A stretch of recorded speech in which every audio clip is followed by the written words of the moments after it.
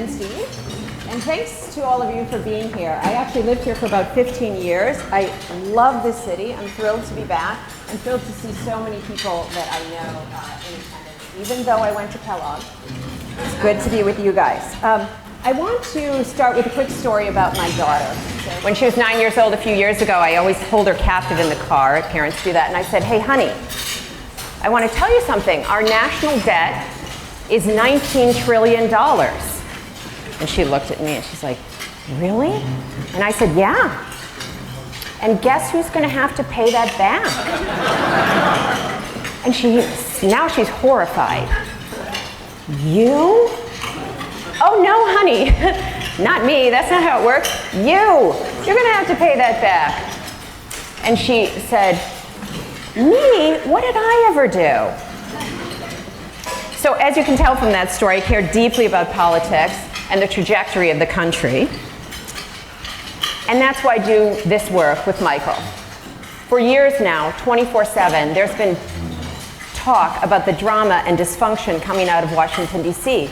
And yet there hasn't been a comprehensive, actionable strategy that collectively had any chance of changing things. The best we've been able to do as citizens and business leaders is double down on our party, certain that it must be the other side's problem. Or we could keep searching for that next great change candidate who is finally going to fix things. Obama was a change candidate. Trump was a change candidate. But we all know that saying. The definition of insanity is doing the same thing over and over again and expecting different results. So in 2016, Michael and I started working together on this new lens, a new approach, which is using the tools of competitive thinking and industry analysis that so many of you studied at Harvard Business School and that he invented and have been used for years to analyze industries in the for-profit sector. It turns out that using these tools to look at politics sheds new light on the problems we confront, because politics is an enormous industry, and it functions like other industries. Our political problems are not due to a single cause, but rather to a nature of the competition that has been created in this industry. This is a systems problem. Said another way, we don't have a candidate problem, we don't have a policy problem, we have a politics problem. Now, we were super clear right from the start that the last thing we wanted to do was add to the depressing commentary about politics. Rather, our purpose was to figure out precisely what would be the highest leverage things we could do to change the system, not for change itself, but in order to reliably change the kind of results that that system delivers for the country. So this afternoon, we're going to give an overview of what's gone wrong, and then we'll propose the comprehensive strategy to fix it. It's important that you know that when we speak today, it's about politics, but it's not political, and it is certainly not partisan. Michael's a Republican, I was a Democrat, now I'm an independent. In high school I was a libertarian, so we kind of cover all of that. And the problem is not Democrats or Republicans, or even the existence of parties per se. The problem is not individual politicians who are in most cases good and talented people working in a system of bad incentives. The real problem is the nature of competition in this politics industry. And in fact, we have come to believe, and I think many people share this, that the nature of our politics is the single greatest problem facing our country today. Michael. Well, thank you, Catherine. And on behalf of Harvard Business School, I want to, first of all, thank all of you for being here, for being our alumni. You're awesome. The club in Chicago has been enormously successful, I think, in doing what we love our clubs to do, which is getting ideas out that matter. And Steve, in particular, gets our undying gratitude for this.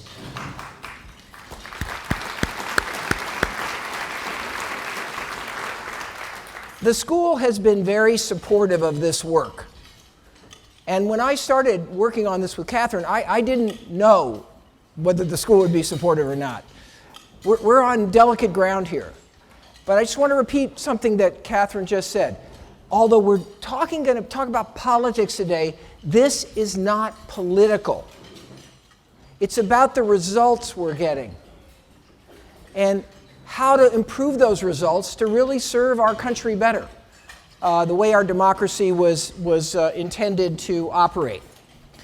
The university has been very supportive of this work, because I think the problems in politics in America are getting so serious and so obvious that really all of us, a lot of the institutions, even ones that have stayed away from this, are starting to pay attention. And that includes the business community, where more CEOs and business leaders are speaking out about these issues. And if we have time later in questions, we can talk a little bit about that. Why am I here? Well, one reason I'm here is because of Catherine, because she became passionately involved in this subject because she got exposed more deeply to it years ago and over her career. So the most important reason I'm here is because of Catherine and this enormously powerful collaboration. The second reason I'm here is because I became convinced that this was important after work that we actually started at Harvard Business School about 5 years ago. We started studying the American economy, the U.S. Competitiveness Project. You may have heard of that. I was a co-chair with Jan Rifkin, who some of you probably had as a professor. And what we found in the U.S. Competitiveness Project was the U.S. performance, economic performance, and by the way, put out of your mind this little blip today where things look good. For 20, 30 years, our performance, economic performance is very, very weak. And what we found is that's because our competitiveness is declining. We had strengths up in the upper right-hand corner, and luckily we still have those strengths, but we've allowed all kinds of weaknesses to emerge in education, in our legal system, in our regulatory system, in the absence of improving our logistics. It goes on and on and on. There's all kinds of reasons we could all agree on in this room why we are not as competitive as we could be, which is the reason why we've seen relatively slow job creation and relatively slow productivity growth for decades now. What we discovered in the course of this work was the problem is not what we need to do. The problem was we can't get it done. Other countries are getting better. They're streamlining regulation, they're building new roads and airports, and we're stuck. We're stuck as a country on economics. And that's because of politics. It's not a policy problem, it's a politics problem. We also, I did another body of work, which I've been working on now for another 4 or 5 years, on the social performance of countries. And most of you probably haven't heard of this work, but it's called the Social Progress Index. It's a way of measuring social progress across every major country in the world and really understanding how we're doing on the social agenda. And as this work unfolded, what did we discover? The same thing about America. We led the world on the social agenda.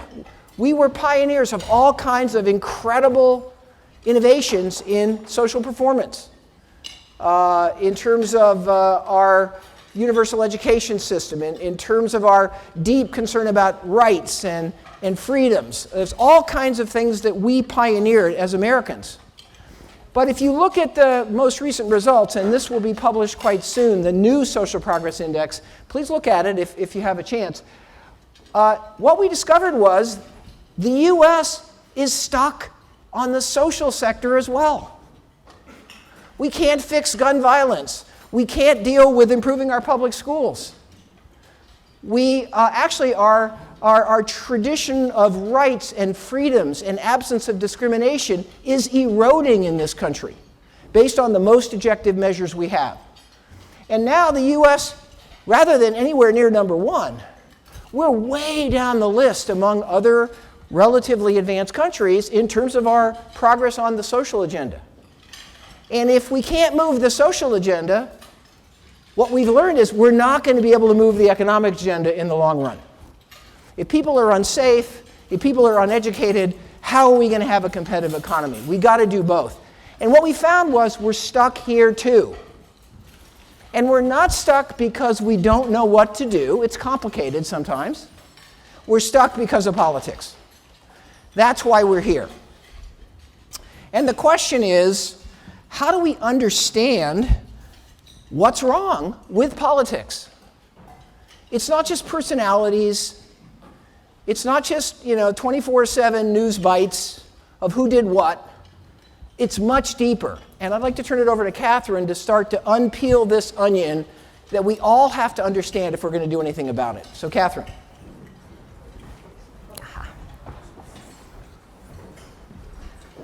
I'm not a professor. I'm bad at this slide thing. So if I'm on the wrong slide, someone let me know. How many times have we heard Washington is broken? As my good friend Mickey Edwards originally explained, this saying represents a fundamental misunderstanding of the problem. In fact, Washington is delivering exactly what it's currently designed to deliver. Now, how can our political system be so perfectly designed and yet deliver such dismal results? The answer is that it's not designed for us. In fact, the system has been designed and optimized over time for the benefit of private gain-seeking organizations, which are our two political parties, and their industry allies, which together comprise what we now call the political industrial complex. And our confusion, naturally, is that we've been assuming that the political system was designed to work for us, the citizens, the voters, the public interest. But the US political system doesn't really function how we think it functions. I'm going to give you two quick examples, and each time when we look under that proverbial hood, we'll see that the political system functions very differently than what most of us have assumed. So let's take an example first from elections. If you think back to when Joe Biden became vice president in 2009, his Senate seat was open in Delaware. And everybody in Delaware knew who was going to be the next senator from the state of Delaware, and that was Mike Castle. He's a multiple-term congressman, a former governor, the most popular politician in the entire state. But you've never heard of Senator Mike Castle, because Mike Castle ran in his Republican primary, a low turnout election, and he lost in the Tea Party wave. Now, that really shouldn't have been a problem, because if he had some good strategic advice, you could say, well, it's just the primary. Get on the general election ballot. You're wildly popular. You'll absolutely win. But there was a slight problem in Delaware for Mike Castle, and that is that there is a relatively crazy law, and it's called the sore loser law. And what that says is if you run in your party's primary, Democrat or Republican, and you lose, you are not allowed to have your name on the general election ballot in November, no matter what people want. So a rational question to ask is, how many states in our democracy have a law like that? The answer is 44. And we're sitting in one today. Now, you may remember when Connecticut Senator Joe Lieberman lost his Senate primary in 2006. But then he ran as an independent candidate on the general election ballot and got reelected, proving that that's who the voters of Connecticut wanted to serve them. The only reason Joe Lieberman could do that is because Connecticut was then one of only 4 states who didn't have a sore loser law. And there's a few other important things we all need to know about partisan primaries. They're publicly funded, but they're really for selection processes for private organizations. And primaries are the fundamental reason why so many people show up at the general election and think, I just don't really like these choices that I have. Because most elections are really decided in the primaries, especially in gerrymandered districts. And voters who turn out for partisan primaries tend to be more ideological than voters as a whole. And therefore, to make it through the primary, candidates have to go further to the right and further to the left than voters as a whole really want. But even more important than who gets elected and what they say during that process is that the influence of the partisan primary extends to heavily influence behavior in day-to-day legislating. Let me give you an example. You should imagine yourself as a politician, and you have an opportunity to pass a massive bipartisan compromise solution to one of those critical nationwide problems that Michael identified earlier. The operative question that you have got to ask is not, is this a good idea? It's not, is this the right policy for the country? Is this what the majority of my constituents want? No, you have to ask one simple question. Am I going to be able to make it back through the eye of the needle that is my partisan primary if I vote for this? And if the answer to that is no, then the answer to all the other questions are virtually wholly irrelevant because the rational incentive to get reelected directs you to vote no. And if you do decide to go for it anyway, but the leadership of your party doesn't want you to vote yes, you can be threatened with a primary.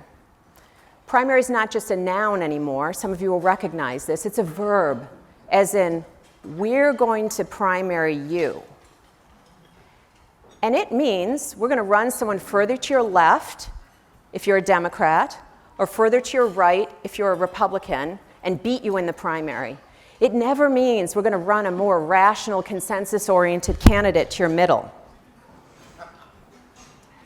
Partisan primaries combined with partisan gerrymandering are the key tools that the two parties, what we call the duopoly, use to control the political process. And it effectively moves our elected officials right and left and makes it impossible for them to tack back. And this makes it very difficult to govern. And we can start to understand why so little gets done in Washington, D.C. I want to give you a second example of our partisan system. And this one comes from D.C., from actual legislating. The duopoly also perverts legislation by controlling the legislative machinery. That's the day-to-day rules and practices of legislating. The Hastert Rule, which you'll recognize because it's named after our Illinois Speaker Denny Hastert, is a particularly egregious example of party control taking precedence over the legislature's ability to solve problems and to work collectively even when constituents want it. So the Hastert Rule has become a well-accepted practice of all speakers of the House. The Speaker will not allow a floor vote on a bill unless the majority of the majority party, which is to say the Speaker's party, supports that bill, even if a majority of the entire House would vote to pass it. So unless speakers ignore that practice, which they do from time to time but rarely, even legislation supported by a majority of the country or a majority of the House has absolutely no chance of passing because there will never even be a vote. So I want to take you back 5 years ago. We're coming up to the anniversary of the 2013 government shutdown. That shutdown could have been entirely averted or ended earlier if then Speaker John Boehner had allowed a floor vote on legislation passed by the Senate and supported by a majority of the House, which is to say, virtually all of the Democrats and a minority of Republicans. And in fact, the shutdown ended only when the Speaker broke with his party and broke the Hastert Rule to allow the vote. Effectively, this made up, invented rule cements majority party control in a legislature that is supposed to represent all U.S. citizens, and in this case, it allowed a small number of extreme partisans to hold the country hostage in a shutdown for 16 days. So let's think about it in all of our organizations, in your organizations. If you wanted to solve your biggest problems, I suspect that one thing you probably might not do is bring everybody together to work on that problem, but say, oh, just a moment before we start, let's count off by twos and divide into warring teams, and then we'll get right to work. But that's how it is. Every single day under the rules of the legislative machinery in Washington, D.C. It runs on a partisan basis. Our founders warned against political parties. As when John Adams said, "There is nothing which I dread so much as a division of the republic into two great parties, each arranged under its leader and concerting measures in opposition to each other. Clearly, politics doesn't work quite the way Schoolhouse Rock taught us that it did. I would sing that Bill song for you, except I'm really bad at that. My daughter made me promise I would tell you her favorite joke about the current situation. She's better at it than I am. So if con is the opposite of pro, then isn't Congress the opposite of progress?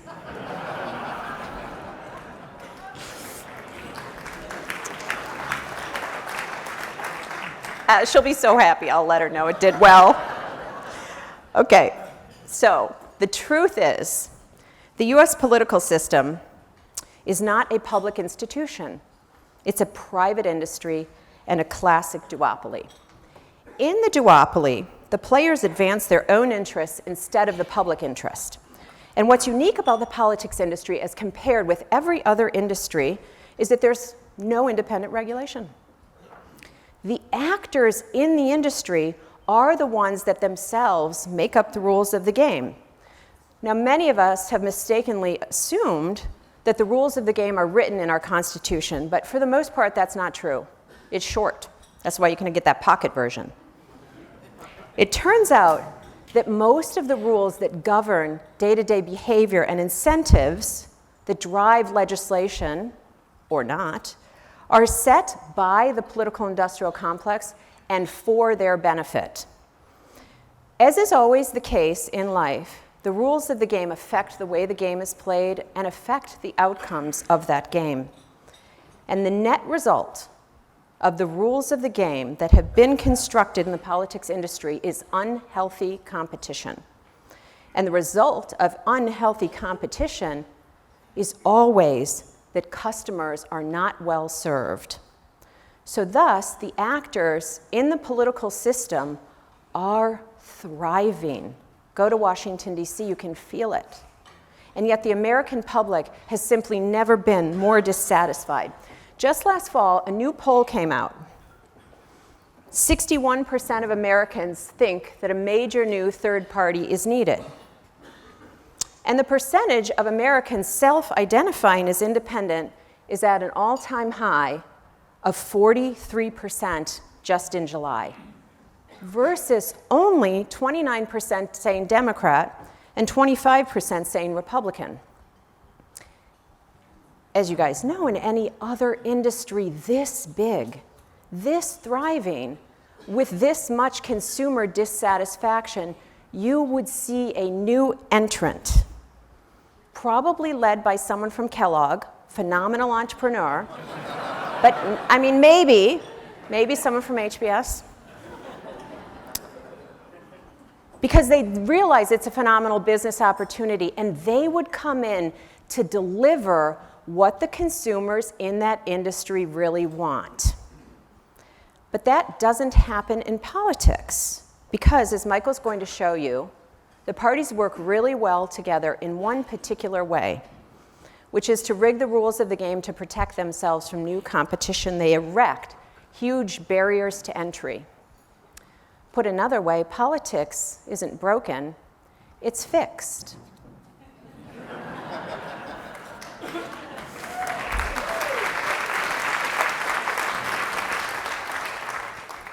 In any other industry, we'd have a pretty good antitrust case. Sometimes we make this presentation, and if I don't put that in here, someone comes up after to say that's what we should do. But as you won't be surprised to know, ever so conveniently, antitrust regulation does not apply to the politics industry.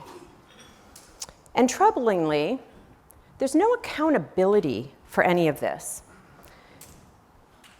because the customer only has two choices.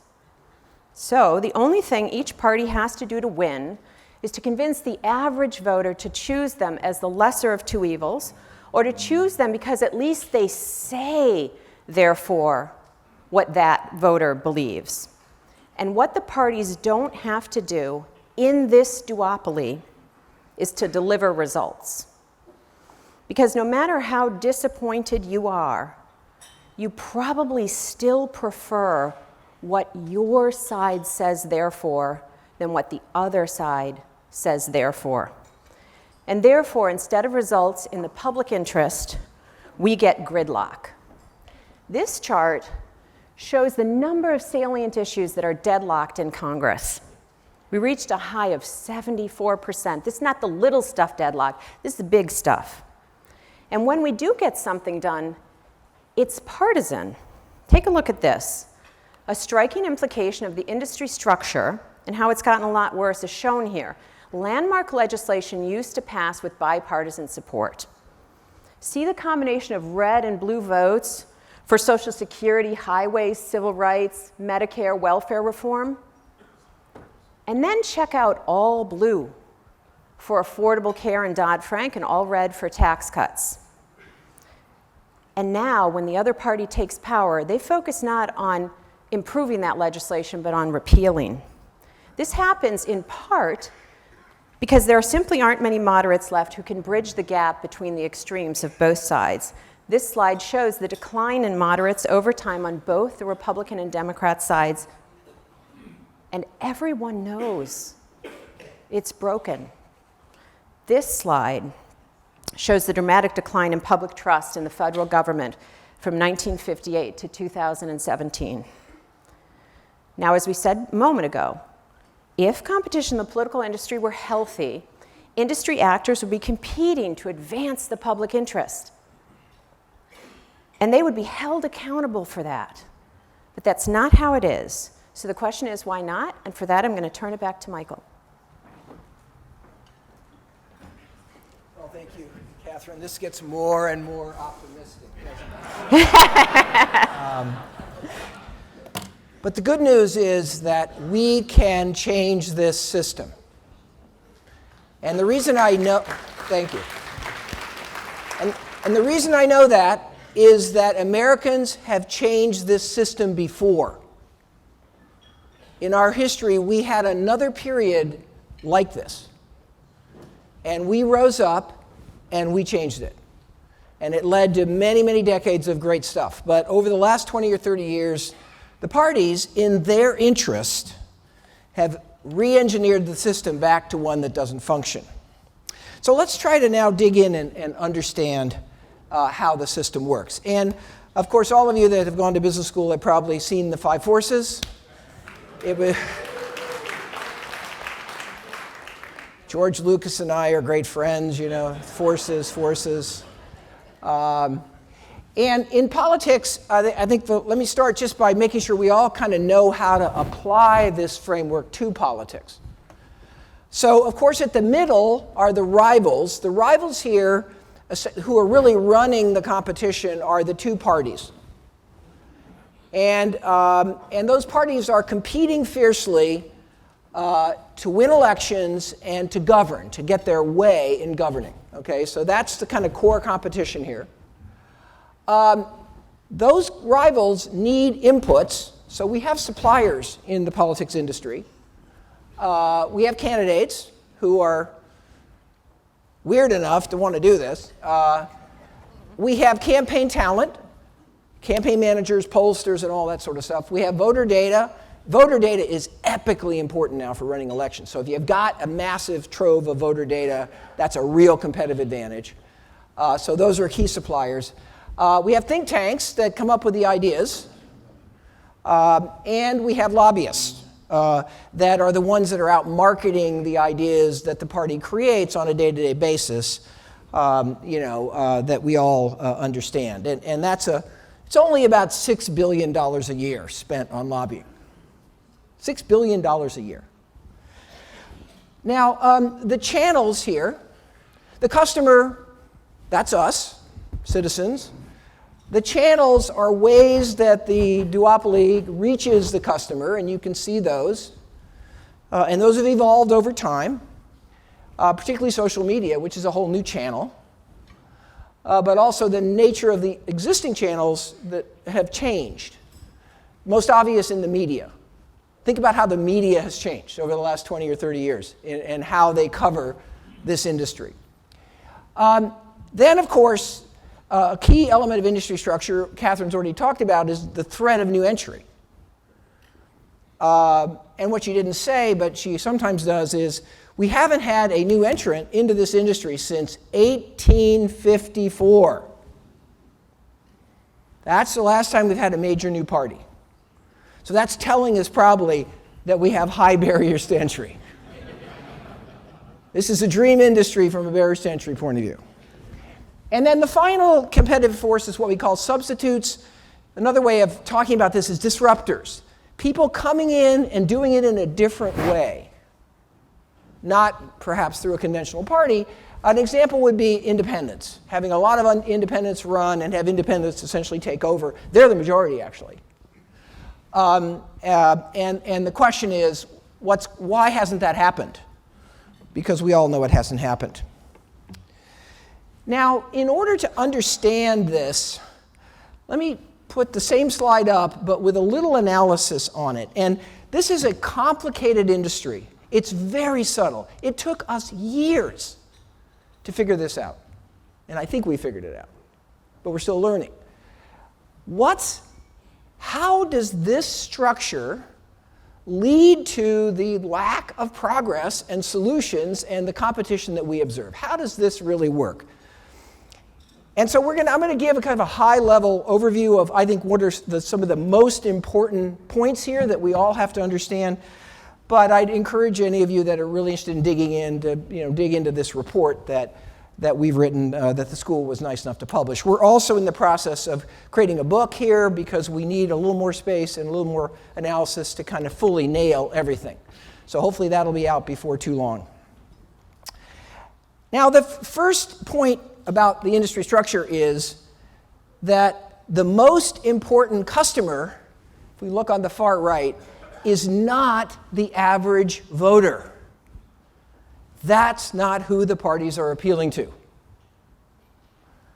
Who are they appealing to?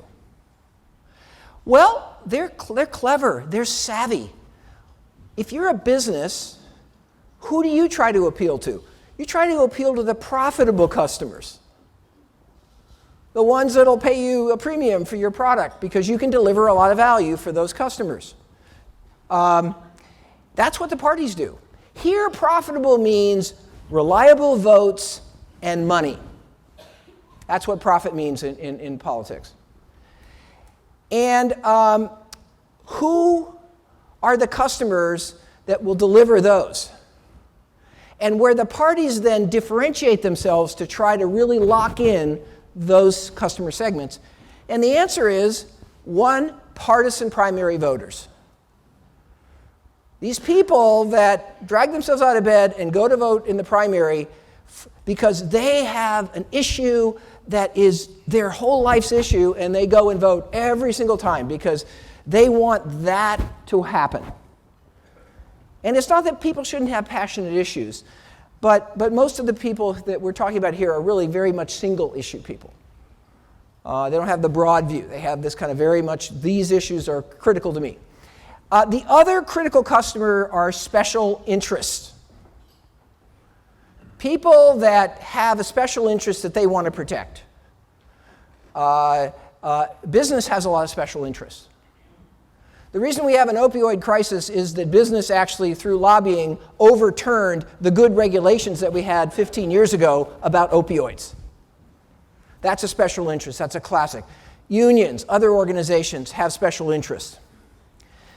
The parties then divide all the voters into these different camps. The one side looks for all the people that really support or align with their ideology, and the other side finds the group of people that are really supporting their ideology, and the parties divide the voters. They don't compete for the middle. They're not competing for the average voter. The average voter is a bad thing to compete for because we know if we're all competing for the same customer, we're going to have destructive competition. And we're probably going to be accountable because if the same customers are disappointed every time, they're not going to go with the guy who does the worst job. But the parties are not competing that way. They're competing to divide us.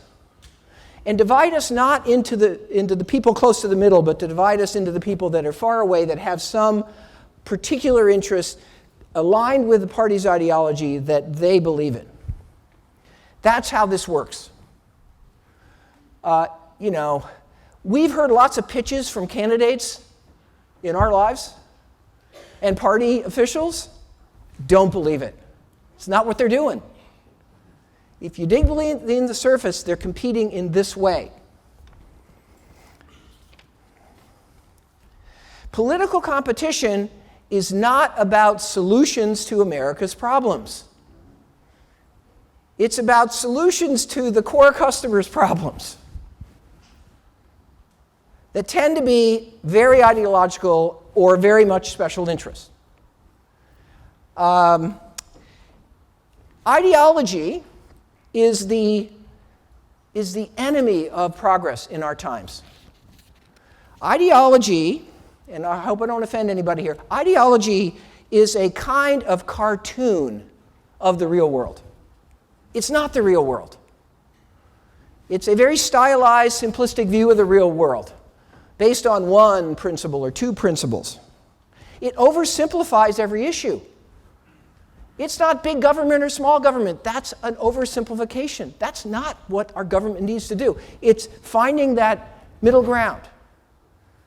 It's not regulation or no regulation.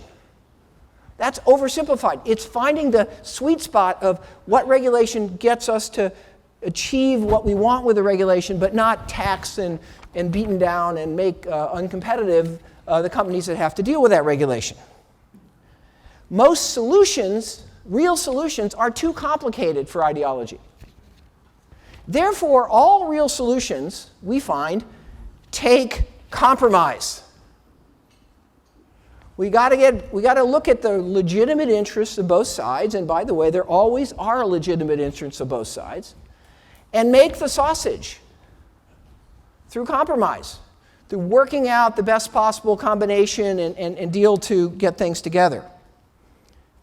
But our parties today don't compromise. In fact, they'd rather block something than compromise. And you'll see that every day. The closer you get to it, the more you'll see that's happening. And therefore, we've essentially put ourselves in a situation where we're not getting anything done. And they're able to get away from that because the average voter is kind of floating in space. And as Catherine said, we only have these two different choices. They're very different. They're very much positioned towards the extremes. So if we don't like what this party thinks, are we going to really switch to the other extreme? And the answer is most people won't. Most people won't. And so many people give up because it all seems so crazy. I don't even vote anymore. A lot of people don't even vote anymore.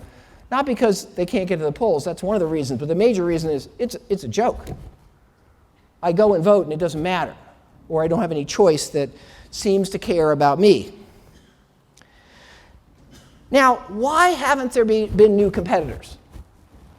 Well, the answer, of course, is there's barriers to entry. And the barriers to entry have been created by the parties. Created by the parties. These parties theoretically work for us, but we know that that's far from what they're really doing. How do they collude to create these barriers to entry? And they collude because they both live by the same crazy rules. And when one party's in power, they live by the rules, and then the other party gets into power and they keep living by the same rules, like the Hastert rule.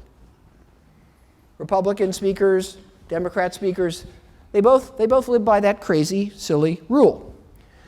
The rules they've created are election rules that Catherine talked about in terms of why you drive people to the extreme. Governing rules, which Catherine also talked about, which have to do with the legislative machinery of how Congress works. If you're a congressman and you have the greatest piece of legislation of all time, that doesn't mean it's even going to be considered. It's only going to be considered if the party chairman of that committee wants it to be considered. Whether it's going to be voted on is not based on its merits. It's whether the party committee chairman wants it to be voted on. And that's based on the consistency with the party's goals, partisan goals, not our goals. The parties also have built tremendous incumbency advantages, economies of scale. Imagine they run thousands and thousands of races across the country. How could a new party possibly scale up to do that and build the infrastructure to do that? They have huge scale advantages. And they've also tied up the key suppliers.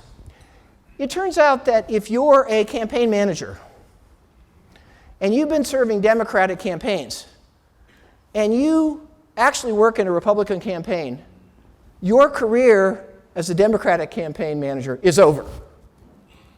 What's happened is the suppliers, the think tanks, the voter data companies have divided up.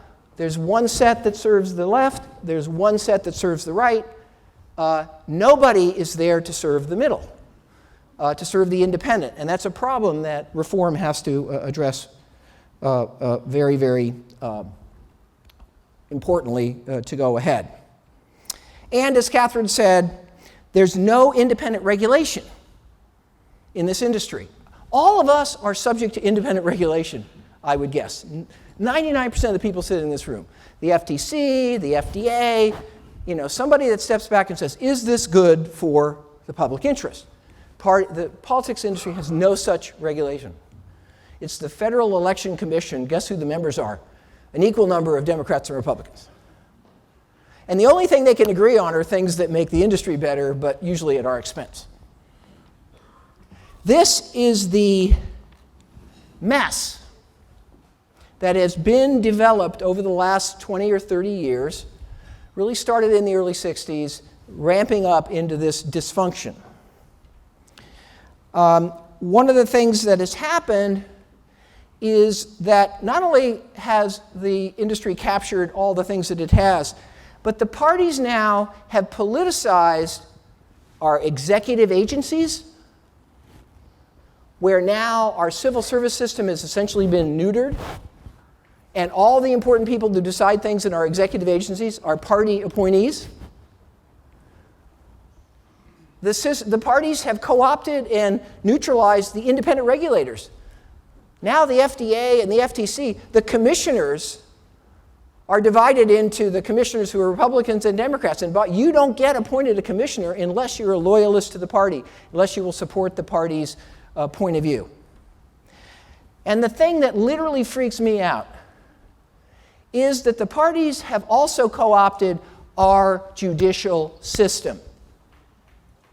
We don't have judges now that are moderates. The judges, to get appointed these days, have to go through the gauntlet of the parties. So the Democrats put forward the judges where they can control the vote, and the Republicans put forward the judges where they can control the vote, and they fight bitterly as we're now in the middle of appointments to the bench. And we don't see very many consensus opinions anymore. We don't see bipartisan opinions. Our country was built on the concept of separation of powers. The parties have broken down in a very important way the separation of powers. And their control has been extended even further. Now, this mess that we have now is not the first mess we had in America. We had an equally large mess in the late 1800s, after Andrew Jackson, and it was called the Gilded Age. And our political system was pretty dreadful then. I would say it's even more dreadful now, but it was really, really bad.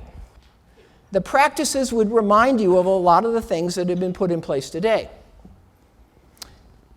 But what happened was that people like us decided that this was intolerable, and there was a reform, most often called the progressive era, and it was fixed.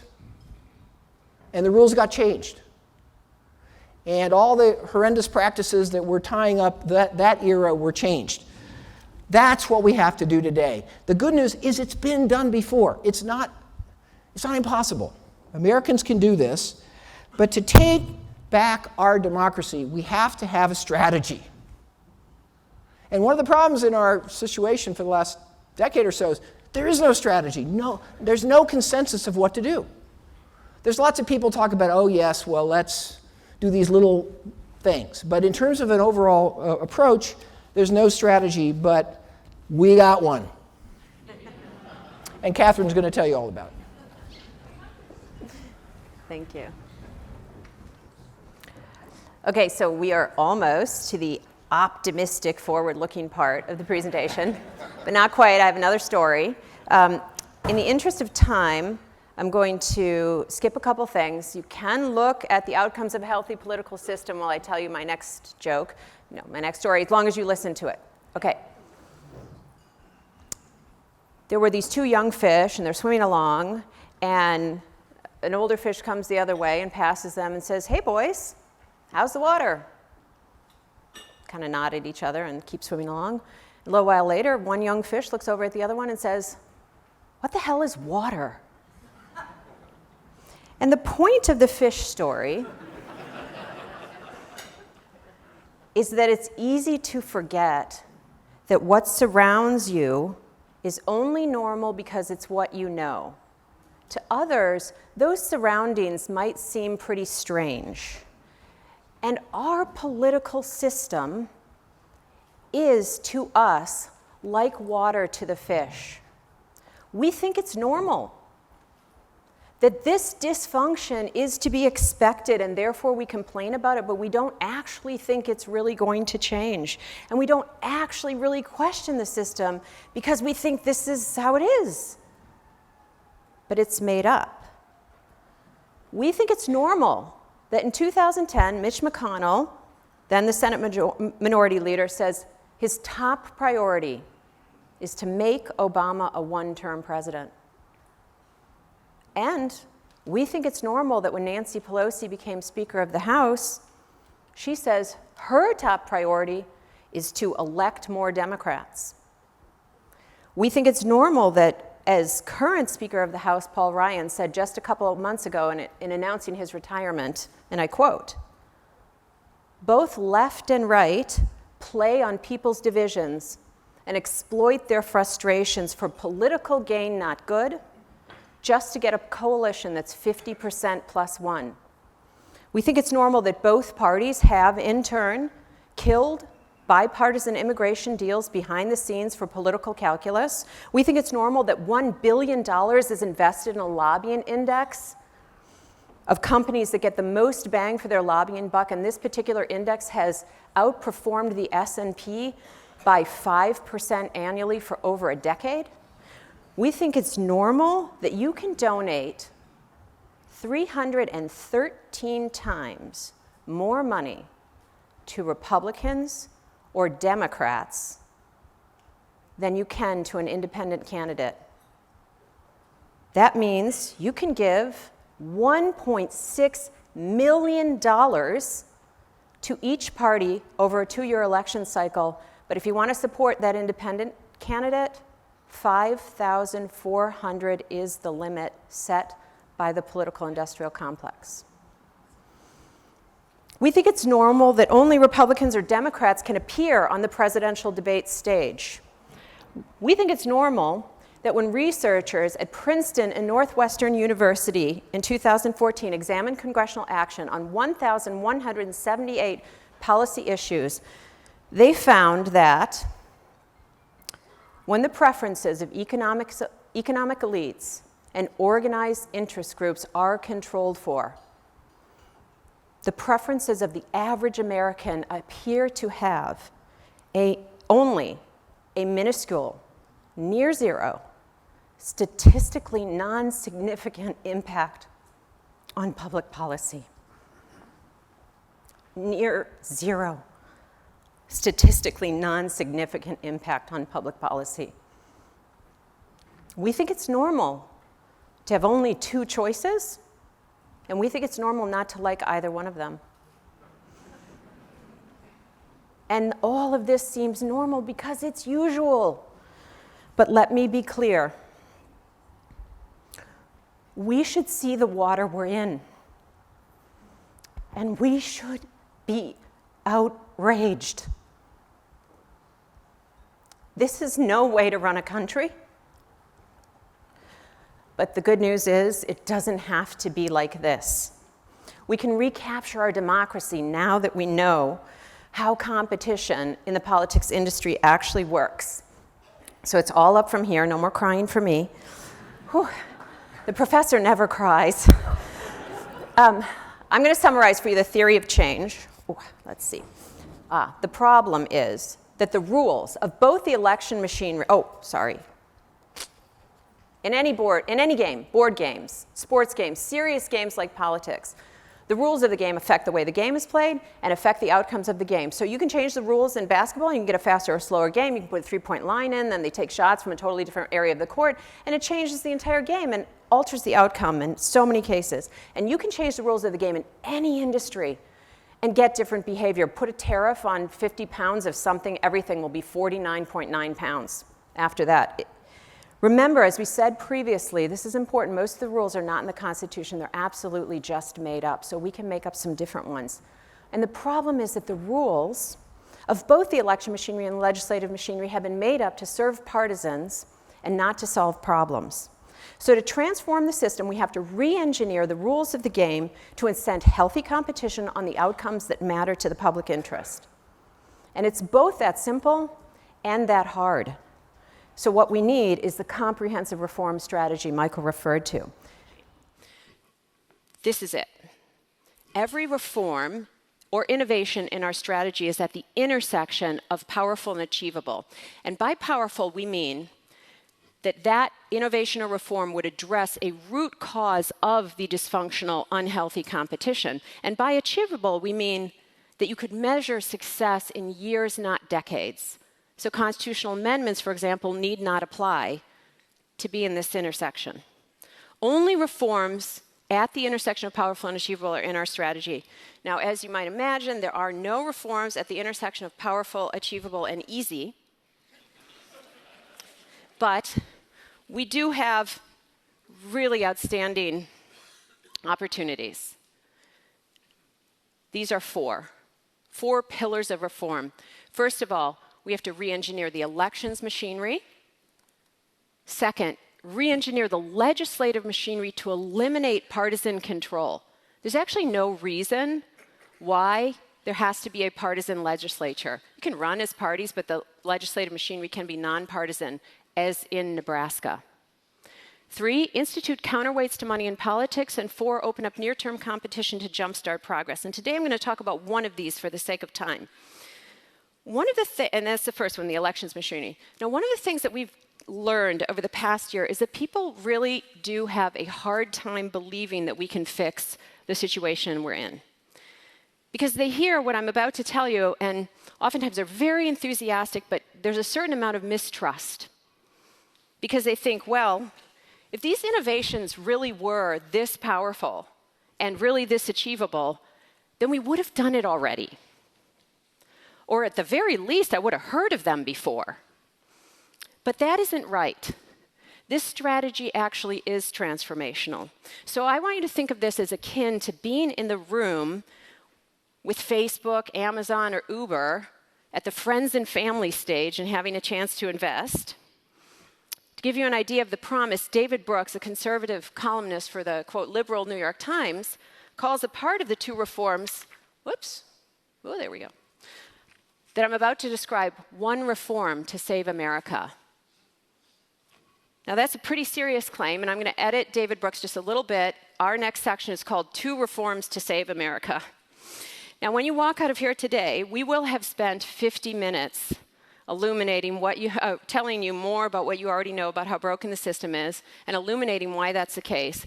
And then we'll have spent only 20 minutes on the solution, and yet, those 50 minutes only matter because they lead to these 20 minutes. Remember when I said at the beginning that Michael and I didn't simply want to add to the depressing commentary, we want to talk about taking action that could work. This is the action part. So the first pillar of reform is re-engineering the election machinery, and that's what we have to do, the rules of the game for elections. We have 2 elections innovations, and implemented as a package, they will fundamentally change what politicians are incented to do. So election machinery reform number 1 is to institute open, nonpartisan, top 4 primaries. What that is the elimination of the Republican primary and the Democrat primary.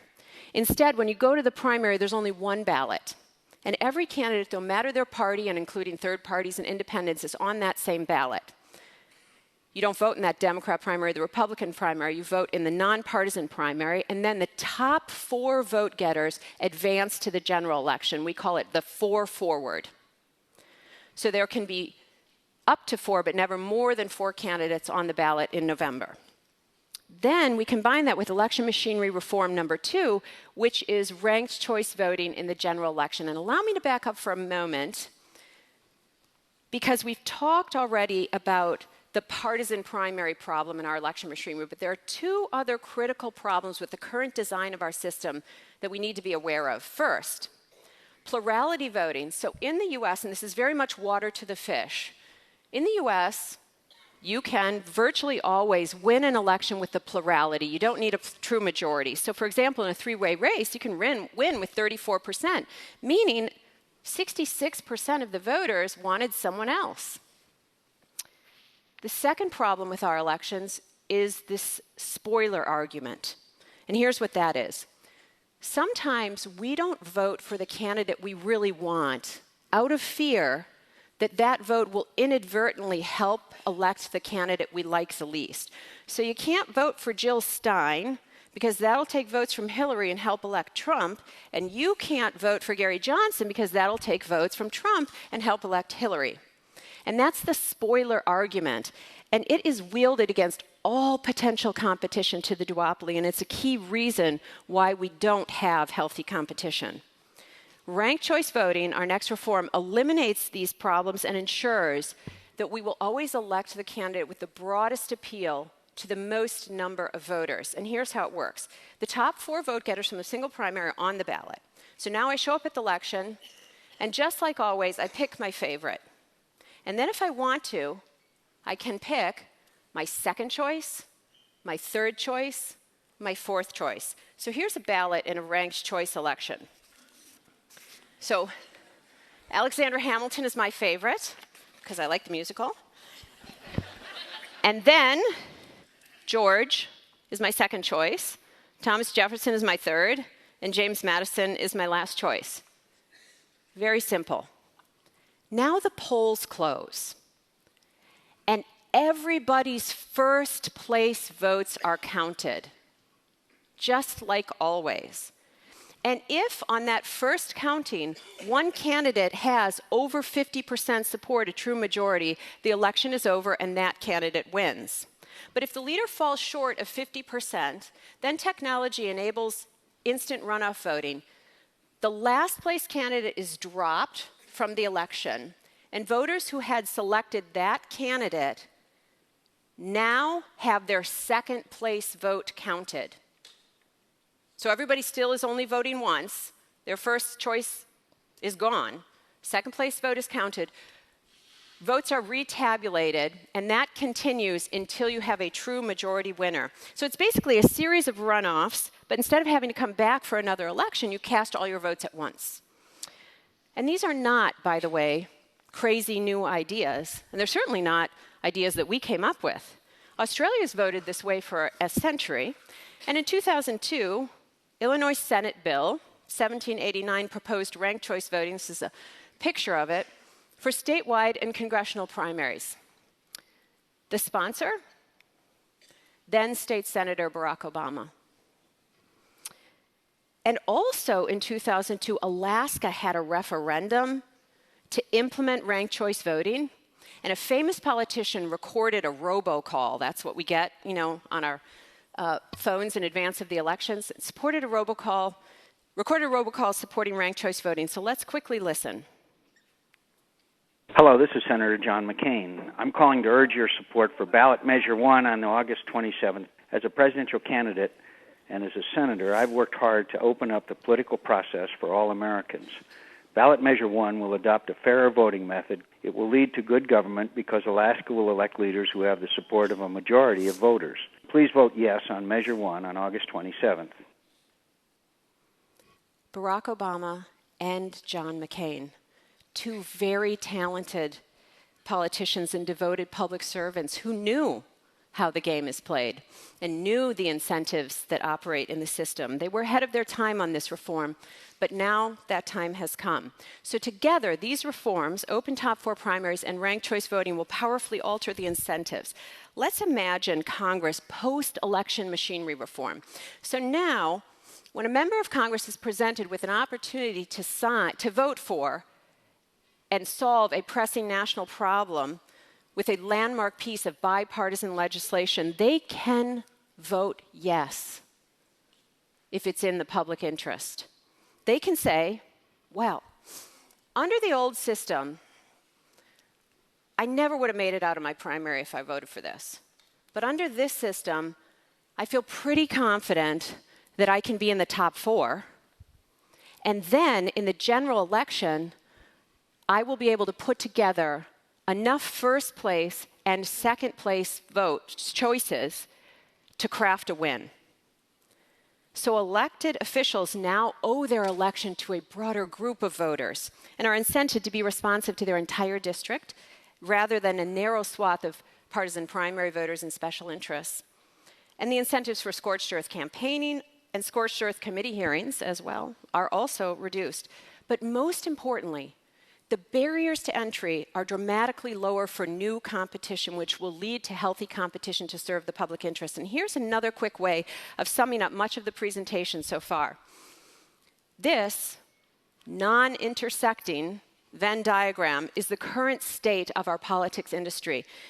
There's virtually no intersection, no connection between taking actions in the public interest and the likelihood of getting reelected.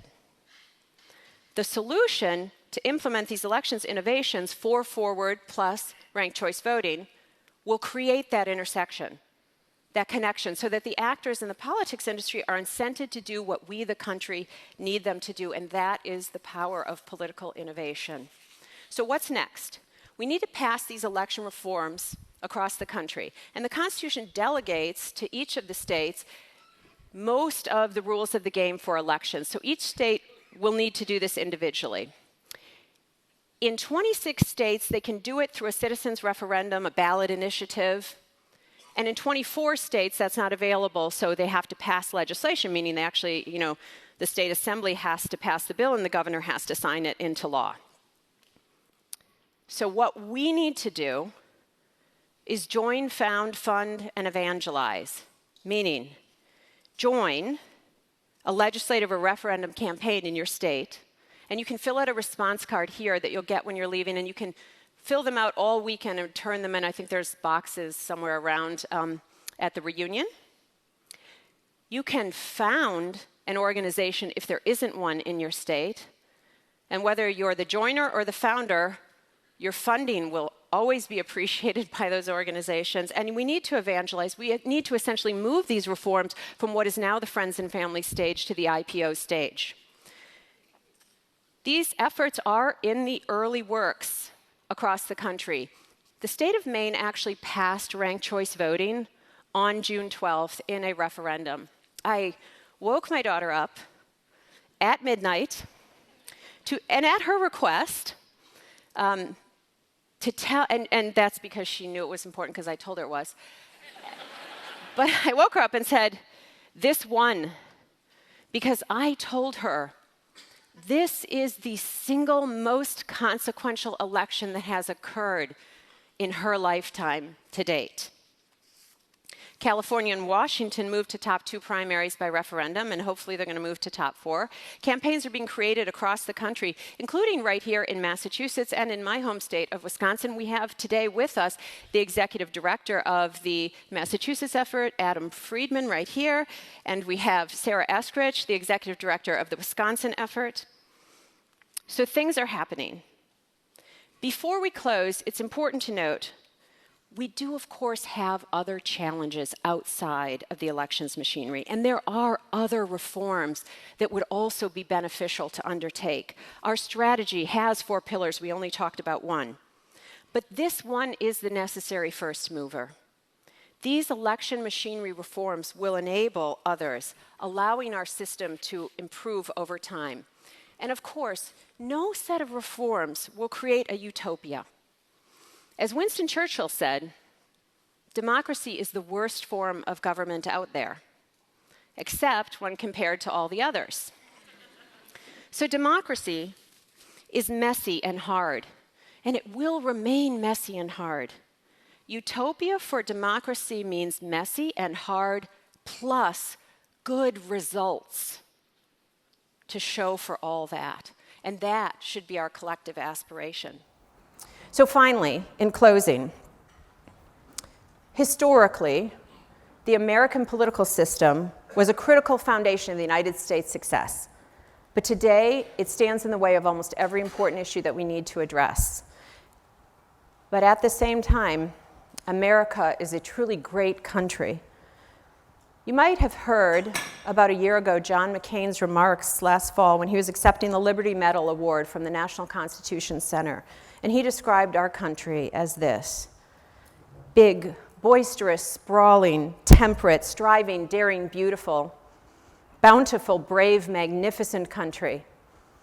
And I am with him on that. But we are also crystal clear about the challenges we face. And that's why I want to close with this invitation to action. So Thomas Jefferson said, or actually he's said to have said, I have an HBS fact checker who tells me he didn't really say it, but he should have.